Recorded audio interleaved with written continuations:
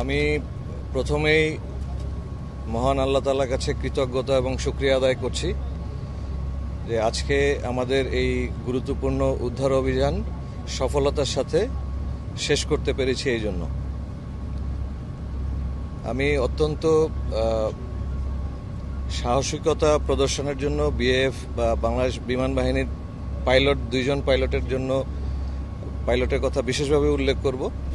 কারণ আমরা দেখেছি আপনারা সারাদিনই কভার করেছেন যে অত্যন্ত সাহসিকতার সাথে তারা শেষ পর্যন্ত বিমানটিকে রক্ষা করার চেষ্টা করেছেন এবং আপনারা জানেন যে যান্ত্রিক ত্রুটির কারণে বিমানটি ভূপাতিত হয়। মাননীয় নৌপ্রধানের সার্বিক দিক নির্দেশনায় আমরা আমাদের এই উদ্ধার অভিযান সকাল 10:30টার দিকে আনুমানিক এই দুর্ঘটনাটি ঘটার পর থেকেই উদ্ধার অভিযান চালাই এবং বাংলাদেশ নৌবাহিনী তার সকল ধরনের রিসোর্স মোবিলাইজ করে, বিশেষ করে বিশেষায়িত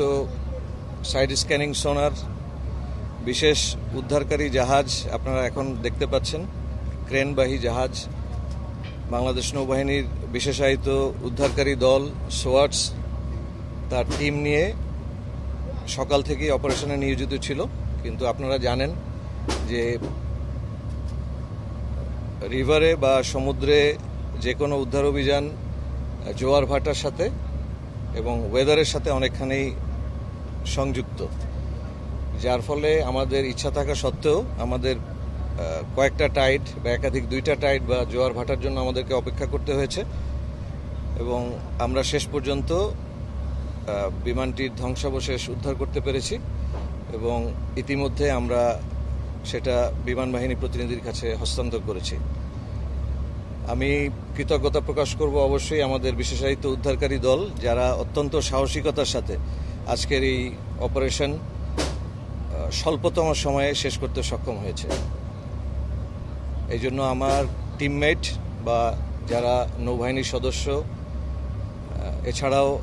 স্থানীয় লোকজন তারাও আমাদেরকে সহযোগিতা করেছে, তাদের সকলের কাছে আমরা কৃতজ্ঞতা প্রকাশ করছি এবং আমি আশা করব যে নৌবাহিনী আগেও প্রস্তুত ছিল, এখনও প্রস্তুত আছে এবং যে কোনো চ্যালেঞ্জিং পরিস্থিতিতে যে কোনো মুহূর্তে দেশমাতৃকার প্রয়োজনে নৌবাহিনী যে কোনো কাজে তার পেশাগত দক্ষতা এবং পেশাদারিত্ব গর্বের সাথে এবং সাহসিকতার সাথে উপস্থাপন করতে সক্ষম হবে এবং দেশমাতৃকার সেবায় নিয়োজিত থাকবে। ধন্যবাদ।